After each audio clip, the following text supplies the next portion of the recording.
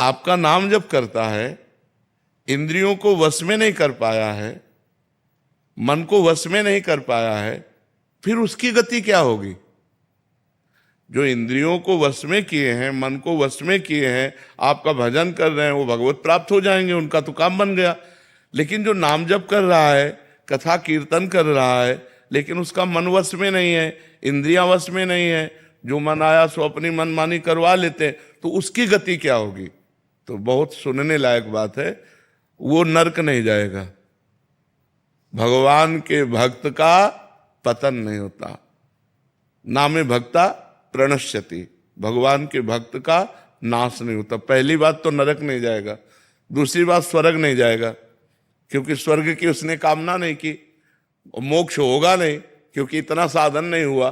तो उसका कुलवान, श्रीवान ऐसे घर में जन्म होगा जहां भक्ति का माहौल होगा, खूब ऐश्वर्य होगा, और बचपन से ही उसे भक्ति का ऐसा अनुकूल वातावरण मिलेगा कि इस जन्म में ऐसा भजन करेगा, इंद्रियों और मन को उसमें करे और भगवान को प्राप्त हो जाएगा।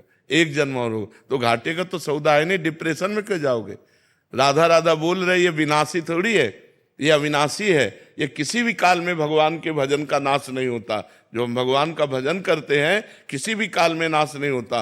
और जितना भजन करते हैं, मान लो हमारा 100 नाम जप हो गया है, तो अब 99 नहीं उतरेंगे, 101 से चलेंगे। किसी भी जन्म में भजन करना। देखो भरत जी महाराज राज परिवार घर सब छोड़ करके गंडकी नदी के किनारे भगवान की प्राप्ति के लिए साधना कर रहे हैं। एक दिन वो अर्घ दे रहे थे भगवान सूर्य को, इतने में एक सिंह ने दहाड़ मारी और हिरनी ने छलांग लगाई। वो गर्भवती थी, उसका बच्चा जल में गिर गया।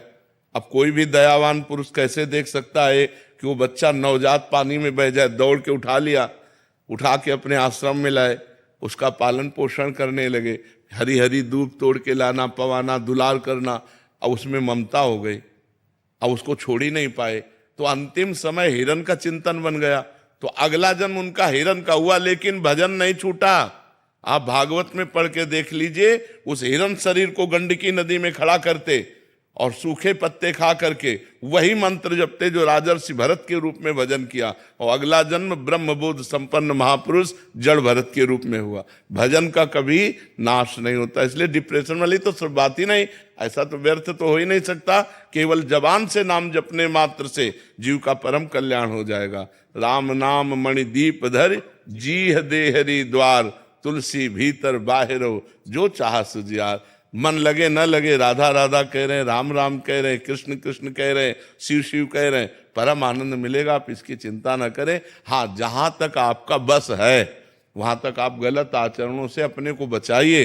जब नहीं बचा पा रहे हैं तो भगवान के सामने ऐसे हो जाइए कि हे नाथ, देख लो मेरी सामर्थ्य नहीं, आप ही कृपा करके मुझे बचाओ, और ना बचाओ तो आप ही तारो।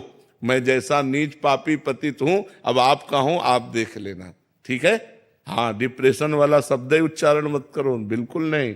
ये आनंद का मार्ग है, डिप्रेशन का मार्ग थोड़ी। इसमें तो डिप्रेशन खत्म हो जाता है। नाम जप के समय भी विषय विकार हावी होते हैं। कोई बात नहीं, तुम चिंता मत करो। वो कूड़ा करकट है, अंदर से निकल रहा है, अंदर आ नहीं रहा।